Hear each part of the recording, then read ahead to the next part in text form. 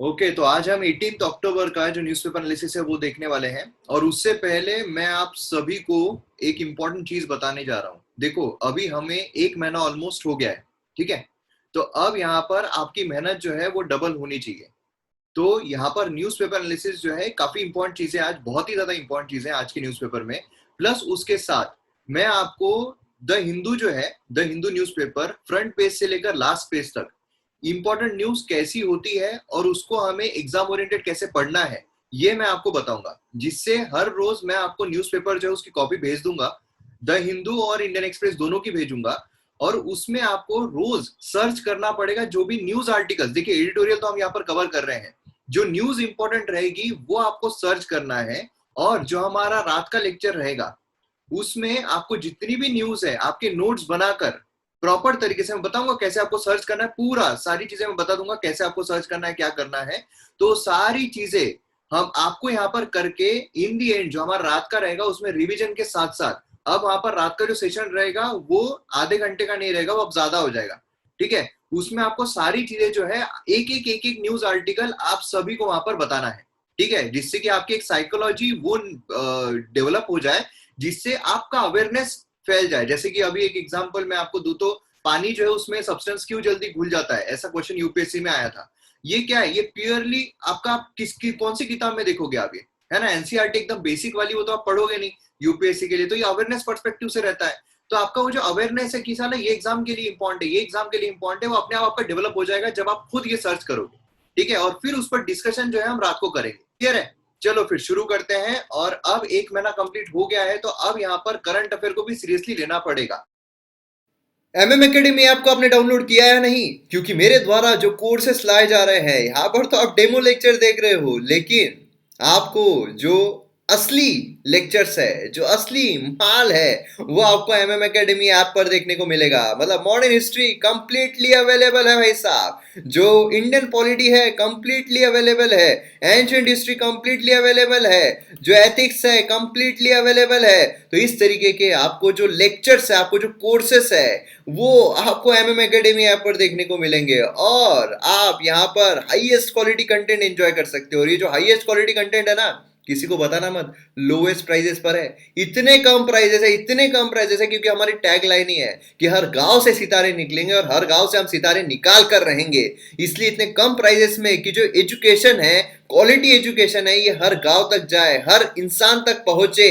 और पैसों के वजह से जो एजुकेशन है उसको ना छोड़े, अपने जो ड्रीम्स है उसको ना मारे। इसीलिए हाईएस्ट क्वालिटी कंटेंट को एंजॉय कीजिए आपके मोबाइल फोन में, जहां पर आपको सभी जीएस 1 2 3 4, आप यूपीएससी बोलिए, स्टेट पीएससी बोलिए, किसी भी एग्जाम की अगर आप प्रिपरेशन कर रहे हो तो आपको ये जो प्रिपरेशन है इसमें 4 चांद, 10 चांद, 15 चांद, 20, 100 चांद सभी आपको यहाँ पर देखने को मिलेंगे। तो इसलिए फटाफट डाउनलोड कीजिए एमएम एकेडमी ऐप और वीडियोस को एंजॉय कीजिए।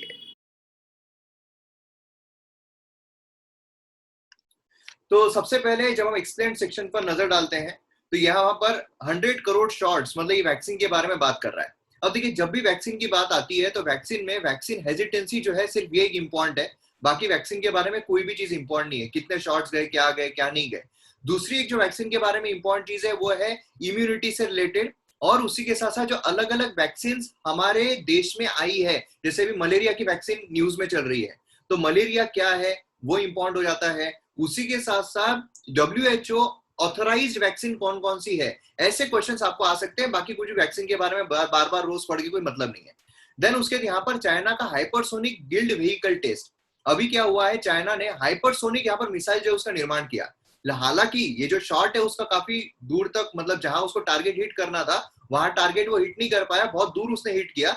लेकिन स्टिल यूएसए में अगर आप देखोगे कंटिन्यूअसली ये न्यूज चल रही है, कंटिन्यूअसली। तो ये जो है ये बहुत इंपॉर्टेंट है, इस पर हम नजर डालेंगे।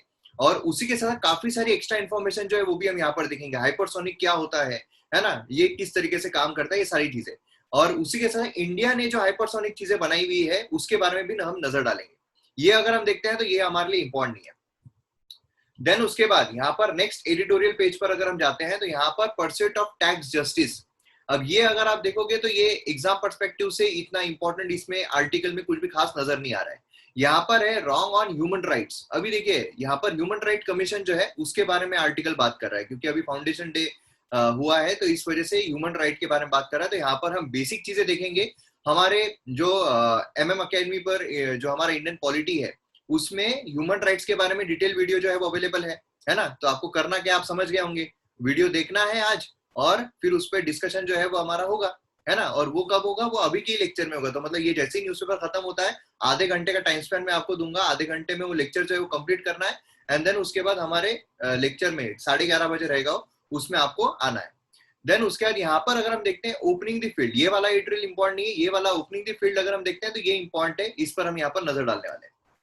देन उसके बाद अगर हम नेक्स्ट इस पर जाते हैं तो यहाँ पर गांधी सावरकर हिस्ट्री। अभी देखिए यहाँ पर गांधी सावरकर, अभी हमारे जो मिनिस्टर है उन्होंने बोला कि जो सावरकर है उन्होंने मर्सी पिटिशन, क्या है कि मर्सी, जब उनको जेल हुई थी तो मर्सी पिटिशन उन्होंने दी थी अंग्रेजों के पास, जहां पर उनको छोड़ने का ये सब हुआ था।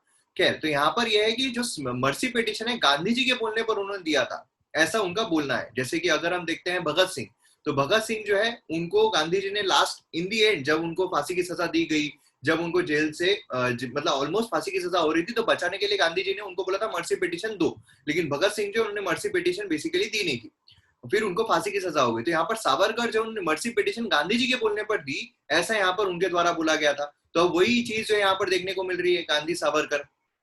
तो ये वाला जो एडिटोरियल है बेसिकली ध्रुव राठी के लिए बहुत इंपॉर्टेंट है, हमारे लिए इंपॉर्टेंट नहीं है।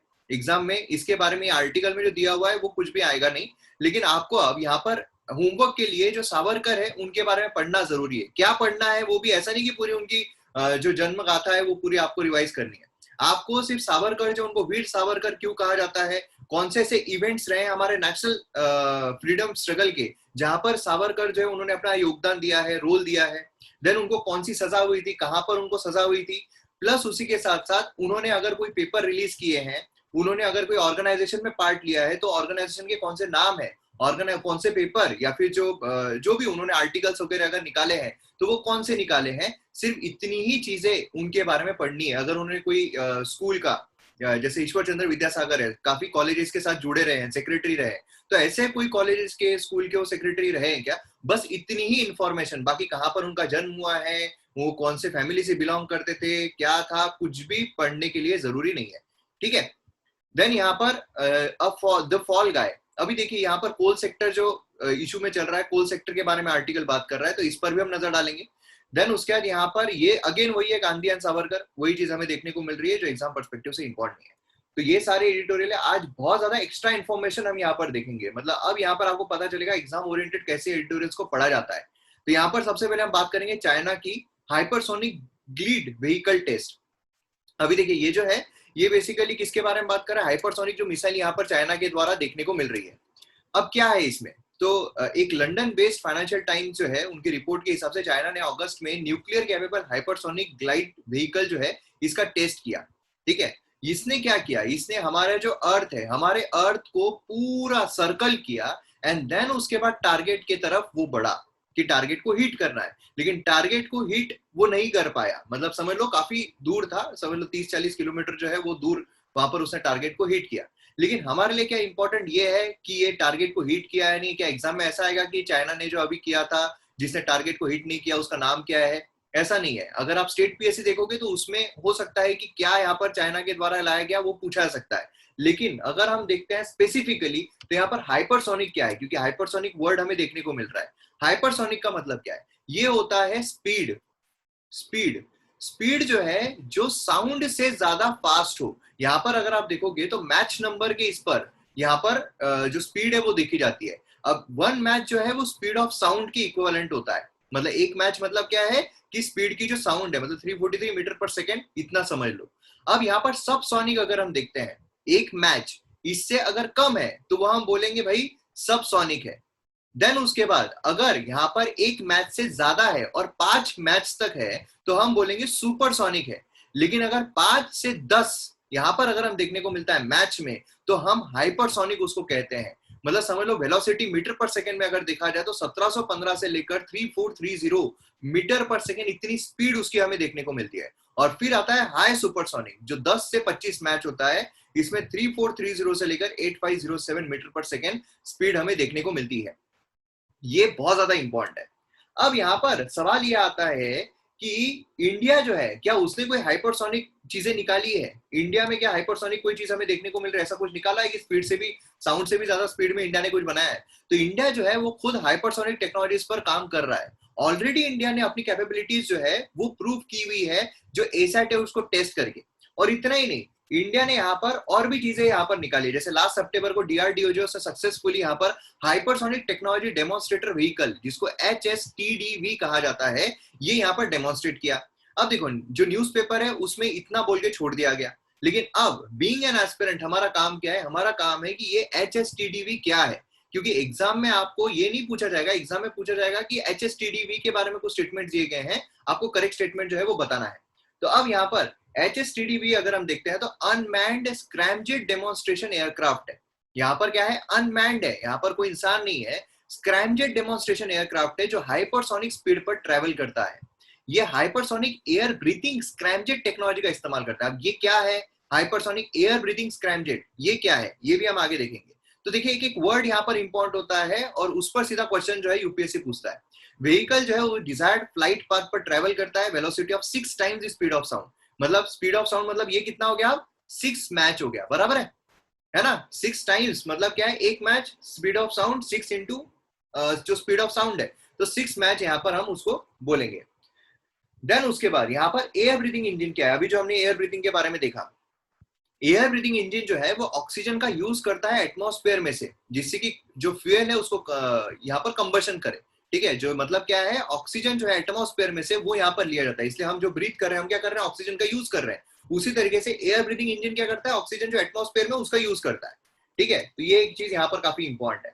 जैसे यहाँ पर अगर आप देखोगे रामजेट पार्ट हमें देखने को मिलता है, यहाँ पर फ्यूल इंजेक्शन है, यहाँ पर इनलेट है एंड यहाँ पर नोजल है। तो इससे क्या हो रहा है? यहाँ पर बेसिकली जो ऑक्सीजन है बाहर से वो ले रहा है यहाँ पर कंबशन करने के लिए। एकदम आसान भाषा में समझना है तो हमारा जो पिस्टन होता है गाड़ी का, वो क्या करता है? यहाँ से फ्यूल जो है वो यहाँ पर लेता है और पिस्टन हमारे गाड़ी का यहाँ पर उसको बर्न करता है, जिससे हमारी गाड़ी दग दग दग दग दग दग दग वो जो चलती है, बेसिकली पिस्टन जो है वो ऊपर नीचे हो रहा है ना? और उससे क्या हो रहा है? यहाँ पर गाड़ी जो है हमें फॉरवर्ड जाती हुई देखने को मिल रही है। उसी तरीके से यहाँ पर भी हमें देखने को मिलता है ऑक्सीजन जो है यहाँ पर जलने के लिए, कंबशन के लिए ऑक्सीजन की रिक्वायरमेंट है, तो वो जो है वो एटमॉस्फेयर में से यहाँ पर लिया जाता है।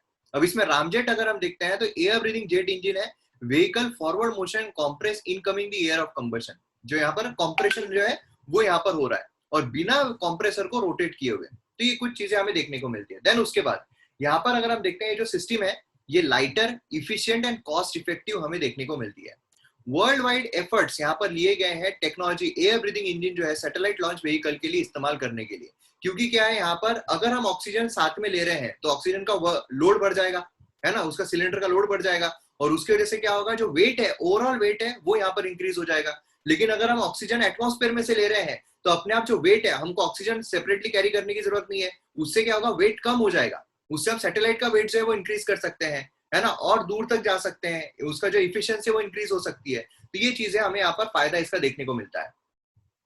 अब ये कंडक्ट कहाँ पर किया गया था? APJ Abdul Kalam launch complex Abdul island जो है और कोस्ट ऑफ ओडिशा वहां पर। एंड इंडिया जो है 4th कंट्री यहाँ पर बना जिसने डोमेस्टिकेट किया ये टेक्नोलॉजी को, यूएसए, रशिया, चाइना के बाद। चाइना ने यहाँ पर सक्सेसफुली टेस्ट किया है उसका wave rider hypersonic flight vehicle 2018 में, और ये होमवर्क है, इसके बारे में आप इन्फॉर्मेशन निकालो, नहीं भी निकालोगे तो कोई एग्जाम परस्पेक्टिव से इंपॉर्टेंट नहीं हो, चाइना की यूपीएससी में पूछेंगे। देन उसके बाद यहाँ पर एडवांटेजेस अगर हम देखते हैं तो डेवलपमेंट जो है system built with hypersonic vehicle, ये यहाँ पर क्या करता है? लॉन्ग रेंज क्रूज मिसाइल जो डिफेंस सेक्टर में ऑफेंसिव और डिफेंसिव उसमें काम आएगा। यहाँ पर रेडार जो है क्योंकि इतने फास्ट स्पीड में जाता है, स्पीड की जो साउंड की स्पीड है उससे फास्ट जा रहा है, तो उससे क्या होता है? जो उनके रेडार है वो उसको डिटेक्ट ही नहीं कर पाते हैं। जब तक वो घूमेंगे तब तक वो तो निकल जाएगा इतनी फास्ट स्पीड में। और इसीलिए यूएसए को इतना खतरा महसूस हो रहा है चाइना ने जो किया है कि यार इतनी फास्ट स्पीड में जा रहा है, हमारे जो डिटेक्टर्स है, हमारे जो रेडार है, वो अगर चाइना ने हमला कर दिया तो डिटेक्ट ही नहीं कर पाएंगे। जो हमारे मिसाइल है जो फोड़ते हैं बाकी आने वाली मिसाइल्स को, वो यहाँ पर कुछ नहीं कर पाएंगे। तो ये सारी चीजें जो है वो यहाँ पर हमें देखने को मिलती है। डिसएडवांटेज इसका क्या है? डिसएडवांटेज है कि भाई वेरी हाई कॉस्ट है, बहुत हाई कॉस्ट इसकी हमें देखने को मिलती है। अब यहाँ पर दूसरा अगर हम देखते हैं, पहला इंडिया का हमने देख लिया, दूसरा यहाँ पर अगर देखा जाए तो अभी हाल ही में हाइपरसोनिक विंड टनल जो है उसको भी टेस्ट किया गया डीआरडीओ के द्वारा। ठीक है, ये भी हमें देखने को मिला, कंप्लीटली इंडिजीनियस हमें देखने को मिलता है। अब ये अगर हम देखते हैं हाइपरसोनिक विंड टनल फैसिलिटी क्या है, देखिए ये अगर हम देखते हैं हाइपरसोनिक, यहाँ पर भी जो है वो स्पीड ऑफ साउंड के ज्यादा है और प्रेशर वैक्यूम ड्रिवन यहाँ पर है। यहाँ पर क्या किया जाता है, नोजल यहाँ पर हमें देखने को मिलता है। यहाँ पर आप देखो किस तरीके से काम करता है। यहाँ पर हमने हमारा मॉडल रख दिया, ठीक है, जो भी है इस तरीके से यहाँ पर आप देख सकते हो मॉडल यहाँ पर रखा हुआ है, ठीक है। एंड देन यहाँ पर क्या हो रहा है, एकदम कम ये देखिए यहाँ पर एकदम कम। अभी देखिए क्या होता है, हम जब पाइप से पानी दे रहे हैं तो अगर बड़ा उसका होल है तो क्या होगा, पानी जो है पास में गिरेगा। लेकिन जैसे ही हमने उसको बंद कर दिया वैसे ही क्या होगा, जो पानी है फास्ट मूव होता है, बहुत फोर्स से जाता है, उसका फोर्स बहुत इंक्रीज हो जाता है। वही यहाँ पर किया जा रहा है, एकदम जो थ्रोट होता है उसका उसका क्या किया जाता है, एकदम डायमीटर थोड़ा कम कर दिया जाता है, जिससे क्या है फोर्सफुली वहां से जाए, तो फ्लो यहाँ से जाता है और स्पीड जो है काफी इंक्रीज हो जाती है, जिससे कि यहाँ पर टेस्टिंग जो है वो काफी इजी हो जाती है। तो ये यहाँ पर विंड टनल जो है उसका यहाँ पर पूरा मैकेनिज्म हमें देखने को मिलता है। तो अब यहाँ पर अगर हम प्रीलिम्स पर्सपेक्टिव से देखें तो यहाँ पर क्या है कि मैच 5 to 12 यहाँ पर ये लिया जाता है। डायमीटर जो है वो यहाँ पर 1 मीटर का, एग्जिट डायमीटर 1 मीटर का रखा जाता है। इंडिया जो थर्ड कंट्री है यूएसए रशिया के बाद, देखिए चाइना भी नहीं है यहाँ पर, ठीक है, विंड टनल फैसिलिटी में। तो यूएसए रशिया के बाद इंडिया थर्ड कंट्री यहाँ पर है। और इंडिया पीआईबी जो आया था इंडिया का, जब यहाँ पर किया गया था उस टाइम पे पीआईबी में लिखा हुआ है, तो इसलिए बहुत इंपॉर्टेंट है एंड इंडिजीनियसली डेवलप्ड है। उसी के साथ यहाँ पर डिफेंस सर्विस में काफी ज्यादा यहाँ पर काम आ सकता है और इसरो जो है वो भी इस पर काम कर रहा है। तो इसरो जो है वो भी इसमें काफी अपनी कर्तव्य जो है वो जल्दी ही दिखाएगा। तो इस तरीके से हमें चीजें जो है वो देखने को मिलती है। तो अभी मुझे बताइए कि जो अभी हमने देखा है इसमें कोई भी इसमें आपको कोई डाउट है या हम आगे बढ़े। अभी नेक्स्ट यहाँ पर जो हमें देखने को मिल रहा है वो है नेशनल ह्यूमन राइट्स कमीशन। अभी देखिए national human rights commission foundation day, ठीक है, ये यहाँ पर किया जा रहा है और इस वजह से नेशनल ह्यूमन राइट्स कमीशन जो इंपॉर्टेंट है। अभी मैं आपको बेसिक चीजें बता देता हूँ, लेकिन जैसा मैंने आपको बताया कि नेशनल ह्यूमन राइट्स कमीशन जो लेक्चर है वो लेक्चर में सारी इंफॉर्मेशन है, वो नेशनल ह्यूमन राइट्स कमीशन है, स्टेट ह्यूमन राइट्स कमीशन, ठीक है, तो दोनों आपके वहां पर हो जाएंगे। तो अभी यहाँ पर नेशनल ह्यूमन राइट्स कमीशन के बारे में अगर हम बेसिक इंफॉर्मेशन देखते हैं तो ये क्या है। National human rights commission independent statutory body है। क्या है, इंडिपेंडेंट भी है, मतलब किसी के बहकावे में नहीं आती है, और स्टैट्यूटरी बॉडी है, मतलब एक्ट के थ्रू यहाँ पर बनाई गई है। स्टैब्लिश हुई है 12 अक्टूबर 1993 को। यहाँ पर ह्यूमन राइट्स प्रोटेक्शन एक्ट 1993 जिसको अमेंड किया गया 2006 में। हेडक्वार्टर इसका न्यू दिल्ली में देखने को मिलता है। वॉच डॉग है ह्यूमन राइट्स का कंट्री में। यहाँ पर राइट्स जो रिलेटेड हो लाइफ से, लिबर्टी से, इक्वलिटी से, डिग्निटी से। इसलिए अगर आपने देखा हो कि अगर कहीं पर भी अगर कोई बाहर से लोग यहाँ पर माइग्रेंट आ रहे हैं, इलीगल माइग्रेंट्स आ रहे हैं, रेफ्यूजीज आ रहे हैं, उनको भी अगर गवर्नमेंट कोई बुरी तरीके से ट्रीट करती है तो जो नेशनल ह्यूमन राइट्स कमीशन है वो आगे आ जाता है ना। तो ये चीजें हमें देखने को मिलती है। ये स्टैब्लिश किया गया conformity with the Paris principle. यहाँ पर पेरिस प्रिंसिपल जो अडॉप्ट किया गया protection of human rights Paris में अक्टूबर 1991 में। उसी के साथ साथ यहाँ पर ह्यूमन राइट्स क्या है, अब ह्यूमन राइट्स कमीशन, लेकिन ह्यूमन राइट्स क्या है, तो यूएन डेफिनेशन के हिसाब से राइट्स जो सभी ह्यूमन बींग्स को मिलते हैं, मतलब regardless of their race, sex, nationality, ethnicity, language, religion, जो यहाँ पर ये चीजें नहीं देखते हैं, सभी को यहाँ पर जो मिलते हैं। इसमें राइट्स में कौन कौन से राइट्स इंक्लूडेड है, तो right to life and liberty, freedom from slavery and torture, freedom from opinion expression, right to work and education. अब मुझे बताइए ये जो यहाँ पर ह्यूमन राइट्स मिले हुए हैं इसमें से कौन से हमारे फंडामेंटल राइट्स में नहीं है।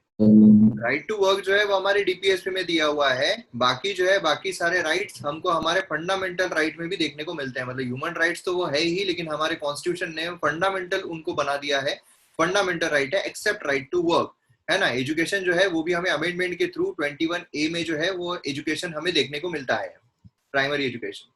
देन उसके बाद यहाँ पर ह्यूमन राइट्स काउंसिल के बारे में अगर हम देखते हैं तो इंटर गवर्नमेंटल बॉडी है जो क्रिएट की गई यूनाइटेड नेशन जनरल असेंबली के द्वारा 15 मार्च 2006 में। रिप्लेस किया इसने farmer United nation commission human rights. Responsible है कि यहाँ पर जो ह्यूमन राइट्स है उसके प्रोटेक्शन के लिए, उसके प्रमोशन के लिए यहाँ पर काम कर सके। जो ह्यूमन राइट वायलेशन है उसको एड्रेस करना। काउंसिल जो है 47 यूनाइटेड नेशन मेंबर्स है एंड इलेक्ट किए जाते हैं यूएन जनरल असेंबली के द्वारा। तो ये भी कुछ प्रीलिम्स पर्सपेक्टिव से इंपॉर्टेंट इंफॉर्मेशन है। अब यहाँ पर हम बात करते हैं ओपनिंग द फील्ड की। ओपनिंग द फील्ड ये किसके बारे में बात कर रहा है, यहाँ पर देखिए यहाँ पर न्यूज़पेपर के रिपोर्ट के हिसाब से स्टॉक जो है सभी न्यूट्रिएंट का, उसमें हमें डाई अमोनियम फॉस्फेट जिसको डीएपी कहते हैं वो देखने को मिलता है। म्यूरेट ऑफ पोटैश एमओपी देखने को मिलता है, उसकी लो लेवल हमें देखने को मिल रही है। अब अगर हम डीएपी देखते हैं तो उसमें 46% ऑफ नाइट्रोजन। देखिए जो भी हम मैन्यूर, जो भी हम यूरिया, जो भी फर्टिलाइजर्स, वो सब जो भी देखते हैं उसमें बेसिक चीजें एनपीके होती है। जो सॉइल है उसको सबसे इंपॉर्टेंट जो हमें देखने को मिलता है एनपीके। एनपी के जो प्रमाण है वो अगर अच्छे तरीके से है, वो अगर सही प्रोपोर्शन में है, तो मतलब जो हमारी सॉइल है काफी ज्यादा फर्टाइल होती है, हमारी सॉइल काफी अच्छी रहती है।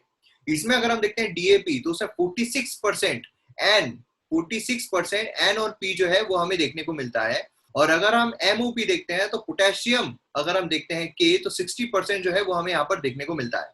ठीक है, लेकिन यहाँ पर स्टॉक जो है हमारे न्यूट्रिएंट का वो काफी लो हो गया है, ऐसा देखने को मिल रहा है। अभी सब्सिडीज गवर्नमेंट क्या करती है, ये सारी चीजों पे सब्सिडी देती है। सब्सिडी कैसे देती है, अभी समझ लो कि जैसे हमें एलपीजी की सब्सिडी कैसे मिलती होगी, एलपीजी की सब्सिडी और फर्टिलाइजर्स की सब्सिडी, इसमें थोड़ा डिफरेंस है। एलपीजी की सब्सिडी अगर हम देखें तो, या फिर हम ब्रॉडली सब्सिडीज को दो भागों में डिवाइड कर सकते हैं। पहली वो जो डायरेक्ट सब्सिडी मिल रही है, दूसरी वो होती है जो इनडायरेक्ट सब्सिडी मिल रही है। मतलब कैसे, मतलब ये कि समझ लो कि अगर हमने पूरा का पूरा, मतलब पूरे पैसे जो है वो हमने दे दिए, एक सिलेंडर हमने लिया, सिलेंडर समझ लो कि अगर 1,000 रुपए का है फॉर एग्जाम्पल, ठीक है, 1,000 रुपए हमने सिलेंडर खरीदने में दे दिए, एंड देन उसके बाद हमारे अकाउंट में गवर्नमेंट की तरफ से हमारे अकाउंट में सब्सिडी अगर 500 रुपए की है, तो हमारे अकाउंट में गवर्नमेंट 500 रुपए बाद में डाल देगी, है ना। ये क्या हो गया, ये इनडायरेक्ट सब्सिडी हमें देखने को मिल रही है कि भाई पहले हमने पूरे पैसे दे दिए, बाद में हमारे बैंक अकाउंट में गवर्नमेंट जो है वो पैसा डाल रही है, वो भी सब्सिडी हो गई, लेकिन इनडायरेक्ट सब्सिडी। डायरेक्ट मतलब क्या हो गया कि यहाँ पर कोई फार्मर है, अगर कोई फर्टिलाइजर लेने के लिए दुकान में गया है, फर्टिलाइजर की मार्केट के हिसाब से अगर कोई दूसरा व्यक्ति लेने के लिए गया है तो अगर 1,000 रुपए में मिल रहा है, लेकिन गवर्नमेंट की तरफ सब्सिडी मिल रही है, सब्सिडाइज रेट पे 500 रुपए का है। मतलब खरीदने के लिए जो फार्मर है उसको खरीदने के लिए 1,000 रुपए देने की जरूरत नहीं है कि 1,000 रुपए दे दिया बाद में गवर्नमेंट उसके अकाउंट में, नहीं, यहाँ पर सीधा उसको खरीदने को ही 500 रुपए में खरीदने को मिल रहा है। ये हो गई डायरेक्ट सब्सिडी। तो यहाँ पर फर्टिलाइजर में इस तरीके से डायरेक्ट सब्सिडी जो है वो हमें देखने को मिलती है। अब सब्सिडी यहाँ पर अगर आप देखोगे, हाल ही में जो डीएपी है उस पर सब्सिडी यहाँ पर काफी 146% के आसपास इंक्रीज कर दी गई गवर्नमेंट की तरफ से। क्यों? क्योंकि जो रेट है यहाँ पर डीएपी के वो काफी ज्यादा इंक्रीज हो गए, इस वजह से गवर्नमेंट को अपनी सब्सिडी जो है वो भी यहाँ पर इंक्रीज करनी पड़ी, है ना, जिससे कि सस्ते में यहाँ पर पड़े। और गवर्नमेंट जो है वो ये चाह रही है कि ऑर्गेनिक फार्मिंग की तरफ हम जाए। ऑर्गेनिक फार्मिंग में हम जहां पर यूरिया फर्टिलाइजर इसका बहुत कम इस्तेमाल करें या फिर निग्लिजिबल इस्तेमाल करें, ये क्योंकि ज्यादा अगर हम फर्टिलाइजर्स का इस्तेमाल करते हैं तो उससे सॉइल की फर्टिलिटी जो है वो भी यहाँ पर डिक्लाइन हो जाती है। तो यहाँ पर अब एग्जाम पर्सपेक्टिव से जो इंपॉर्टेंट आता है कि ये दो जो है ये क्या है, इस पर सीधे देखिए टेक्निकलिटी में यूपीएससी बहुत जा रहा है। तो एग्रीकल्चर से रिलेटेड अगर आप देखोगे, एनवायरमेंट से रिलेटेड देखोगे, तो बहुत टेक्निकल क्वेश्चन जो है वो आते हैं।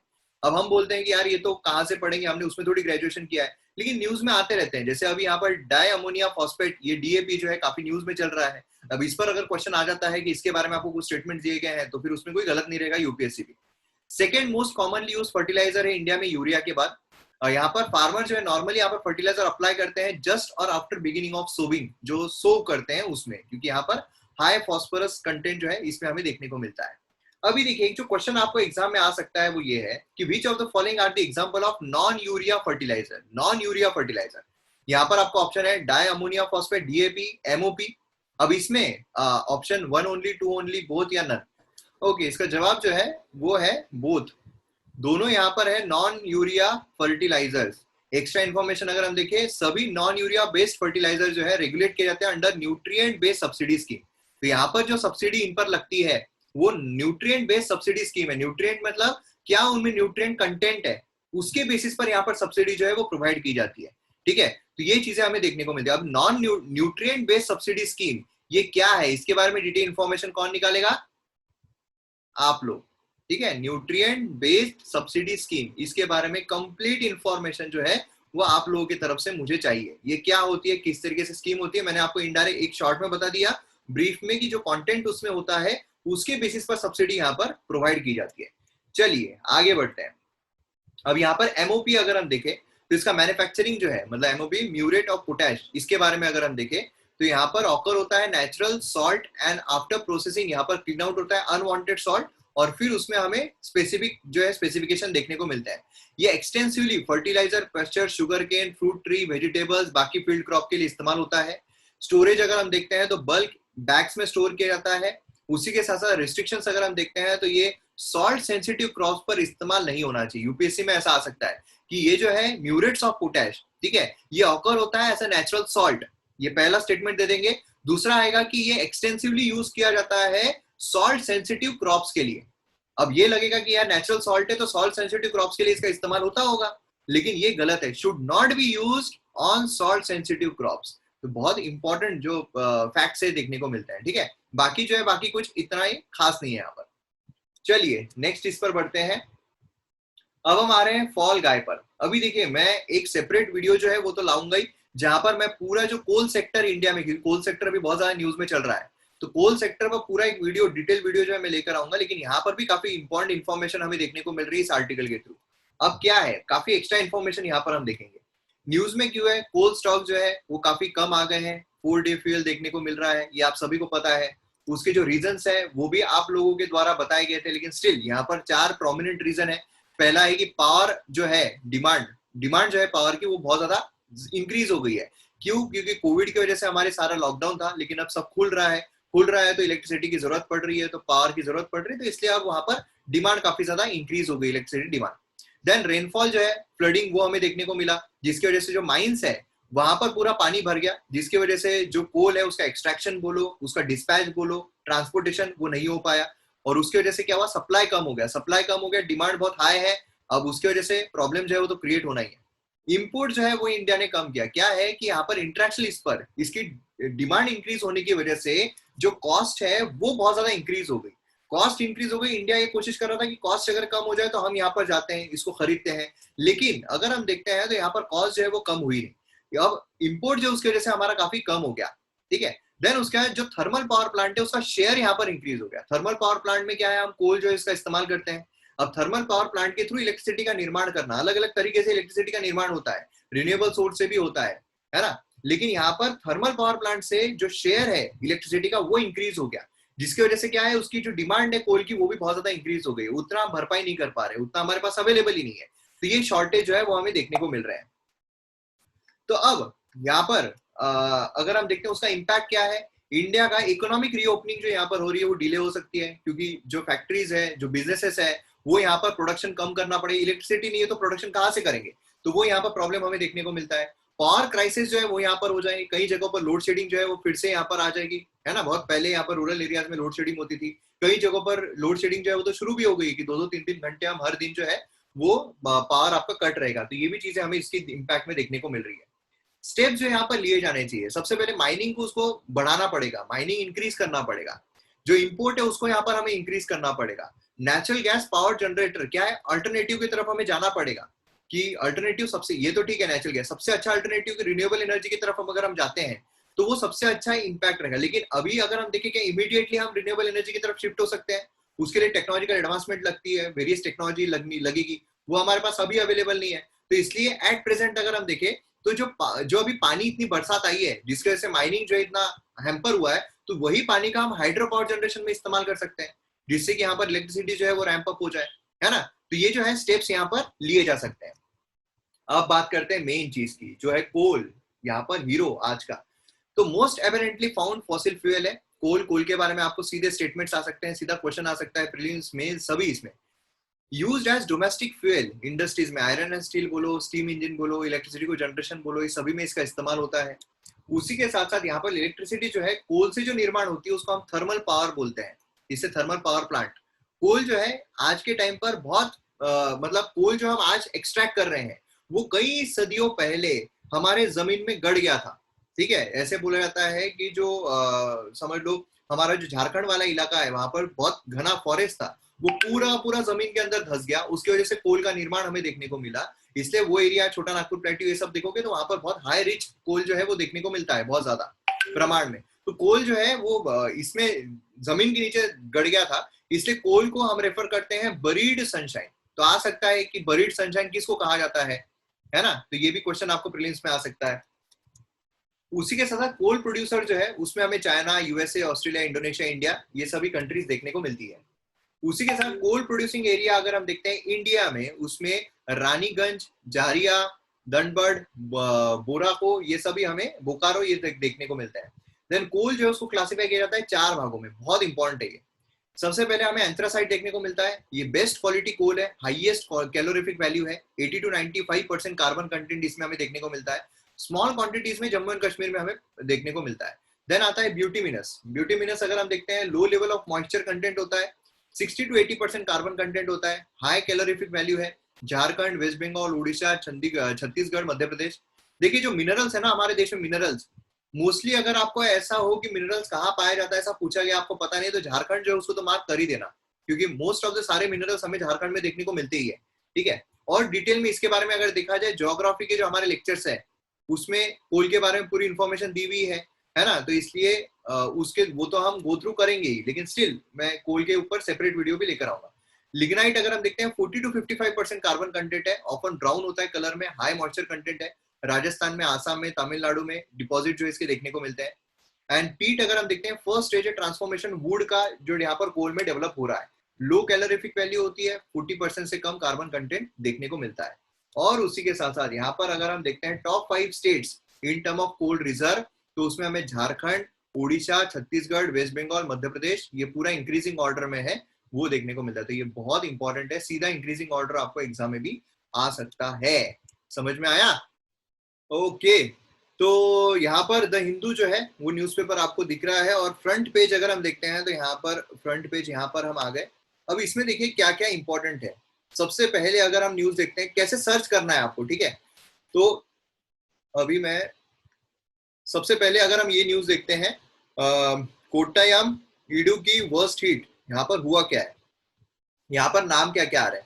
सबसे पहले 5 more NDRF team deployed and IMD warns of fresh rain, मतलब यहाँ पर हमें एक आइडिया आ गया कि भाई फ्रेश रेन यहाँ पर आ रहा है, आईएमडी की तरफ से वार्निंग दी गई है, एनडीआरएफ टीम जो है वो यहाँ पर डिप्लॉय की गई है। तो यहाँ पर सबसे पहले आपको न्यूज देखना है क्या है, तो यहाँ पर रेन रिलेटेड इंसिडेंट जो है केरला में काफी ज्यादा हो रहे हैं, मतलब यहाँ पर हमें लैंडस्लाइड, ये सारी चीजें, डिजास्टर जो है वो हमें देखने को मिल रहा है, बराबर है। तो मतलब यहाँ पर आपने क्या किया, सबसे पहले कोई भी, ये एक न्यूज है, ये एक न्यूज में इंपॉर्टेंट क्या करना है, सबसे पहले इस तरीके से कोई भी अगर न्यूज आती है तो ये एक न्यूज है केरला से रिलेटेड, तो यहाँ पर मेन पॉइंट क्या है वो देखने रहा, लैंडस्लाइड जो है वो एक इंपॉर्टेंट पॉइंट हमें देखने को मिल रहा है, इसको कर लिया। इससे रिलेटेड यहाँ पर हमें आईएमडी जो है वो देखने को मिल रहा है, आईएमडी, बराबर है। देन उसके बाद यहाँ पर क्या आ रहा है, रेन रिलेटेड जो इंसिडेंट्स हुए हैं वो देखने को मिल रहे हैं, प्लस यहाँ पर हमें क्या देखने को मिला, यहाँ पर हमें जो एनडीआरएफ टीम है वो देखने को मिली, बराबर है। तो ये दो चीजें यहाँ से इंपॉर्टेंट नहीं कर रही, लैंडस्लाइड है, एनडीआरएफ है और आईएमडी है। DMM academy.in इस पर गए या ऐप पर गए, डी यूपीएससी, आईएमडी यूपीएससी डाल देने का, ठीक है, आईएमडी यूपीएससी डाल दिया, बहुत सारे आर्टिकल्स है। अब ये जो कोचिंग इंस्टीट्यूट है, ये कोचिंग इंस्टीट्यूट इतनी मेहनत कर रही है, तो आप लोग क्यों जबरदस्ती का अपने आप को त्रास दे रहे हो। यहाँ पर सीधा जाना, कोई भी जो भी दिख रहा है यहाँ पर सीधा हम यहाँ पर जा सकते हैं, इसमें मतलब आईएमडी के बारे में इंफॉर्मेशन जो है वो दी गई है। तो यहाँ पर आप देखोगे नीचे कोई इंफॉर्मेशन है, फिर उसके नीचे आईएमडी के बारे में इंफॉर्मेशन रहेगी। ये आ गया इंडियन मेट्रोलॉजिकल डिपार्टमेंट, स्टैब्लिश कब किया गया है, 1875 में किया गया है। एजेंसी जो है मिनिस्ट्री ऑफ अर्थ साइंस के अंडर में आती है, प्रिंसिपल एजेंसी है, रिस्पॉन्सिबल है meteorological operation, weather forecast and seismology के लिए, है ना। देन उसके बाद यहाँ पर जो डिजास्टर मैनेजमेंट है, जो यहाँ पे डिजास्टर मैनेजमेंट जो है इसमें लैंडस्लाइड के बारे में ऑलरेडी दिया हुआ है, ठीक है। तो आज आपको दो चीजें देखनी है, दो, एक कौन सा देखना है आपको, नेशनल ह्यूमन राइट्स कमीशन का जो पॉलिटी के सेक्शन में, दूसरा डिजास्टर मैनेजमेंट जो है, और ये समझ गए ना, आईएमडी जो देखना है आपको, आईएमडी इस तरीके से सर्च करना है। देन उसके बाद यहाँ पे अभी डिजास्टर जो है, वेरियस डिजास्टर्स, ये फ्लड, लैंडस्लाइड, यहाँ पर हाइड्रोलॉजिकल डिजास्टर जो उसमें फ्लड, लैंडस्लाइड, स्नो एवलांचेस, ये सारे दिए हुए, तो ये देख लेना है फटाक से। देन उसके बाद यहाँ पर आईएमडी जो है उसके बारे में देख लेना है। और कौन सा यहाँ पर इंपॉर्टेंट हमें देखने को मिलता है, एनडीआरएफ, तो यहाँ पर एक और सर्च करना है, एनडीआरएफ, एनडीआरएफ यूपीएससी, बस एनडीआरएफ यूपीएससी डाल दिया। अगेन यहाँ पर नेशनल डिजास्टर रिस्पांस फंड, और वो भी नेशनल डिजास्टर जो है हमारा जो कोर्स है उसमें नेशनल डिजास्टर रिस्पांस फंड के बारे में भी दिया हुआ है, तो उसमें भी आपको ये मिल जाएगा, ये पूरी इंफॉर्मेशन यहाँ पर आपको मिल जाती है। तो ये हो गया हमारा फर्स्ट जो न्यूज है, उसको कैसे देखना है। देखो एक न्यूज है, उस पर आपको मेहनत यूपीएससी पर्सपेक्टिव से क्या करना है, ये सारे आपने नोट्स निकाल लिए। देन उसके बाद यहाँ पर दूसरा आ रहा है, 2 more migrant workers killed in Jammu and Kashmir. अब यहाँ पर माइग्रेंट वर्कर के बारे में न्यूज आ रही है, तो सीधा माइग्रेंट वर्कर जो है वो, उसके लिए क्या हमारे प्रावधान दिए गए हैं, अभी वो भी अगर आप डालोगे सीधा माइग्रेंट वर्कर यूपीएससी, तो यहाँ पर migrant worker, registration of migrant worker आ गया, है ना, मिल गई यूपीएससी के बारे में इंफॉर्मेशन। माइग्रेंट वर्कर, अब पूरा यहाँ पर इंफॉर्मेशन जो है वो दिया हुआ है, कुछ ऑर्डर्स गवर्नमेंट के कुछ ये है वो भी दिए हुए हैं, इश्यूज जो है माइग्रेंट के, यहाँ पर delay registration worker, issue in labour department, ये आपको एग्जाम में आता है। आपको एग्जाम में वो फालतू चीजें नहीं आती है कि मतलब फालतू के इस पे आप वेस्ट करते बैठो अपना टाइम, ठीक है। तो ये हो गया माइग्रेंट वर्कर का। देन उसके बाद यहाँ पर ये अगर हम देखें, events by rival camps mark golden jubilee. अब ये अगर आप देखो पूरी पॉलिटिकल न्यूज है, ये हमें समझ में आता है कि ये एग्जाम पर्सपेक्टिव से इंपॉर्टेंट नहीं है ना।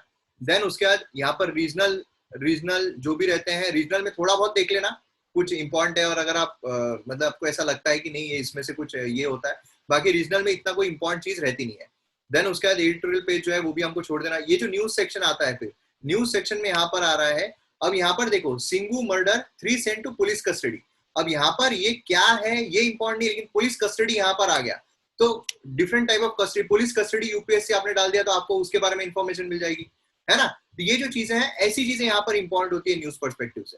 यहाँ पर आया है notice to farmer in second FIR.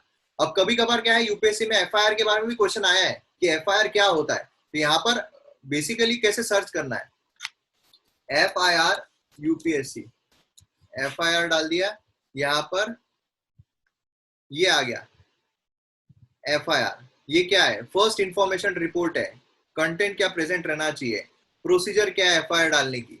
उसी के साथ साथ यहाँ पर एक जीरो एफआईआर जो है वो भी हमें देखने को मिलता है। तो जीरो एफआईआर क्या है, जहां पर महिला जो है वो कोई किसी भी ऐसा नहीं है कि जो इसमें क्राइम हुआ है वही पुलिस स्टेशन में जाना जरूरी नहीं, कहीं पर भी डाल सकती है, उसको जीरो एफआईआर बोलते हैं। तो ये जो है जीरो एफआईआर के इंसिडेंट्स ये भी यहाँ पर हमें देखने को मिल रहा है, तो एफआईआर भी इंपॉर्टेंट है। देन उसके बाद यहाँ पर भी अगर माइग्रेंट वर्कर का देखने को मिल रहा है। देन उसके बाद UAV boost army watch in eastern sector, यहाँ पर ये इंपॉर्टेंट नहीं है। देन उसके बाद दूसरे न्यूज पेज पर अगर हम जाते हैं तो यहाँ पर आ रहा है सोनिया गांधी, इंपॉर्टेंट नहीं है। देन उसके बाद यहाँ पर आ रहा है circular non local labourers fake से आईजी। अब ये यहाँ पर कुछ ऐसी टर्मिनोलॉजीज है जो हो सकता है हमारे एग्जाम पर्सपेक्टिव से इंपॉर्टेंट हो।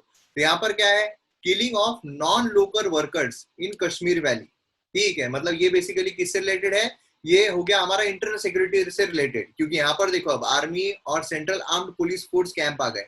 कल हमने लास्ट वाले इसमें देखा हुआ है, जितने भी आर्म फोर्सेस है उसके बारे में मैंने आपको बताया है ना। तो देखो ये वाला उसमें काम आ जाता है।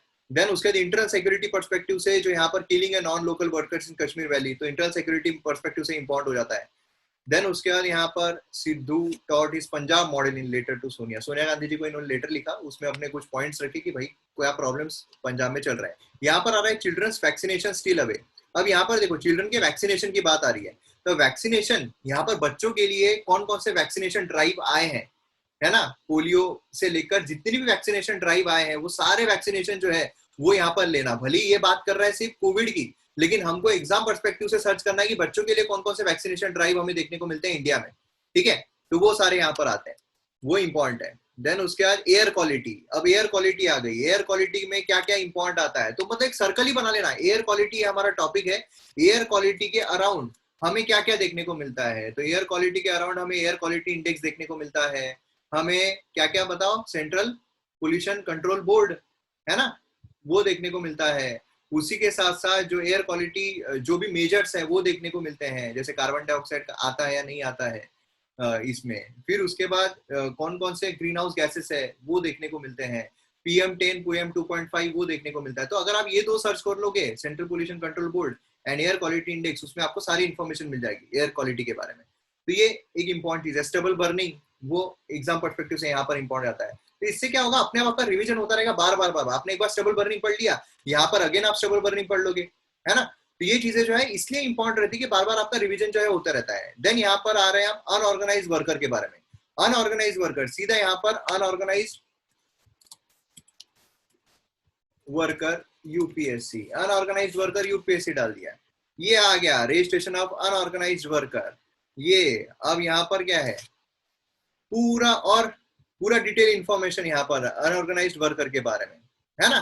तो ये क्या है, ये इस तरीके से हमको एग्जाम में पढ़ना पड़ता है जहां पर टेक्निकलिटी आए, ठीक है। न्यूज़पेपर सिर्फ इंफॉर्मेशन लेने के लिए है, नॉलेज लेने के लिए हमको एक्स्ट्रा एफर्ट्स लेने पड़ते हैं हर सेक्शन में, तब यूपीएससी एग्जाम जो क्लियर होता है। Only 3.9% children are malnourished. अब यहाँ पर ग्लोबल हंगर इंडेक्स आया है, बराबर है। ग्लोबल हंगर इंडेक्स के बारे में हमें देखने को मिला है रिसेंट वाला। तो अभी ग्लोबल हंगर इंडेक्स अगर हम देखते हैं, ग्लोबल हंगर इंडेक्स 2021 आ गया, ग्लोबल हंगर इंडेक्स 2020। लेकिन इसमें यूपीएससी आगे डालना इसलिए जरूरी है ताकि इन जनरल न्यूज़पेपर की न्यूज फिर से ना आ जाए। तो ग्लोबल हंगर इंडेक्स अगर हम डालते हैं तो यहाँ पर ग्लोबल हंगर इंडेक्स के बारे में इंफॉर्मेशन आती है कि इंडिया जो है वो स्लीप हो गया है 101 पोजीशन पर ग्लोबल हंगर इंडेक्स में ऑफ 116 कंट्रीज। ठीक है, 2020 में वो 94th पोजीशन पर हमें ग्लोबल हंगर इंडेक्स में देखने को मिल रहा था। इंडिया का रैंक यहाँ से आप देखिए सीधा खसर गया है 101 पर। एंड बाकी कंट्रीज अगर आप देखोगे तो इस तरीके से है। मतलब अब यहाँ पर अगर इंपॉर्टेंट पॉइंट्स हम देखें, ग्लोबल एनुअल रिपोर्ट है, ज्वाइंटली पब्लिश किया जाता है, फर्स्ट प्रोड्यूस इन 2006, हर अक्टूबर में प्रोड्यूस होता है। 2021 एडिशन 16th एडिशन है ग्लोबल हंगर इंडेक्स का। कॉम्प्रिहेंसिवली मेजर करता है hunger global, regional and country level पर। कैलकुलेशन जो है 4 इंडिकेटर्स पर है। एक है under nourishment, child wasting, child stunting and child morality. अब यहाँ पर चाइल्ड वेस्टिंग क्या है, स्टंटिंग क्या है, मोरालिटी क्या है, ये भी यहाँ पर इंपॉर्टेंट हो जाता है। देन उसके बाद यहाँ पर जो स्कोरिंग है वो 0 बेस्ट होता है, पॉसिबल स्कोर 100 जो है वर्स्ट हमें देखने को मिलता है। फिर उसके बाद यहाँ पर जो ग्लोबल सिनारियो है वो काफी बुरी तरीके से यहाँ पर फाइट करने की कोशिश कर रहे हैं। इंडिया का सिनारियो अगर हम देखते हैं तो इंडिया ने काफी प्रोग्रेस जो है वो ली है, लेकिन स्टिल अभी इंडिया जो है काफी पीछे हमें देखने को मिल रहा है। गवर्नमेंट जो है उसने यहाँ पर काफी स्टैंड लिया, क्रिटिसाइज किया है रिपोर्ट को। उसने बोला कि भाई ये जो है ये अनसाइंटिफिक है, कोई मेजर नहीं लिया, हमारे अच्छे हुए हैं, हमने भूखमरी से बाहर निकाला है लोगों को, लेकिन स्टिल यहाँ पर हमें जो रिपोर्ट है वो इस तरीके की देखने को मिल रही है ना। तो ये चीजें आ रही है बाहर। फिर रिलेटेड इनिशिएटिव्स अगर हम देखते हैं, जैसे कि एग्जाम में आपको मेंस में क्वेश्चन कैसा आ सकता है, despite various measures taken by the government still our rank in global hunger index has reduced substantially, so what are the reasons behind that। ऐसे आपको क्वेश्चन आ सकते हैं मेंस में। यहाँ पर फॉरेन की न्यूज में आ गए, फॉरेन की न्यूज में जो भी कंट्रीज न्यूज में चल रही है, जो भी कंट्री, यहाँ पर वही आया चाइना का, जो भी कंट्री न्यूज में चल रही है वो सभी का मैप में एक बार देख लेना, कौन सी कंट्रीज को बॉर्डर करता है वो देख लेना, है ना। ये हमें यहाँ पर देखने को मिलता है, जो भी कंट्री यहाँ पर न्यूज में देखने को मिल रही है। देन बिजनेस पर्सपेक्टिव से अगर देखें तो ये जो बिजनेस होता है इतना इंपॉर्टेंट नहीं है, क्योंकि ये सब एक्सप्लेन सेक्शन में, हमारे इंडियन एक्सप्रेस के एक्सप्लेन सेक्शन में या कोई ना कोई आर्टिकल में आ ही जाता है। ओके, बाद में स्पोर्ट्स अगर हम देखते हैं तो स्पोर्ट्स का भी इतना कोई ध्यान देने की जरूरत नहीं, कौन जीता कौन नहीं जीता। एक आधा क्वेश्चन अगर यूपीएससी में आ गया स्पोर्ट्स से रिलेटेड, इसका ये मतलब नहीं कि अब स्पोर्ट्स में हमको पीएचडी करना है, ठीक है। तो ये चीजें यहाँ पर इंपॉर्टेंट हो जाती है। अब समझ में आपको न्यूज़पेपर पे कैसे ध्यान देना है, कैसे पढ़ना है, सारे जो ऑनलाइन रिसोर्सेज उसको यूटिलाइज करके जो हमारे लिए जरूरी है वो यहाँ पर निकालना, ये सबसे स्मार्ट स्टडी रहती है, ठीक है। और उसके नोट्स बना के रखना है, जिससे क्या है फटाफट आपको वो रिवाइज हो जाए। अगेन कभी आपको आया ग्लोबल हंगर इंडेक्स नेक्स्ट अक्टूबर में आया तो आपके पास ऑलरेडी सारी चीजें रेडी है, बस आपको जो डेटा है वो चेंज करना है। चलो फिर हमारा न्यूज़पेपर एनालिसिस खत्म होता है। बाकी आपको जो बोला गया है वो सब करो। और अभी 11:11 हो रहे हैं, तो हम 12 बजे मिलते हैं, ठीक है। आप वो जो 2 लेक्चर है वो देख लो, 12 बजे हम मिलते हैं।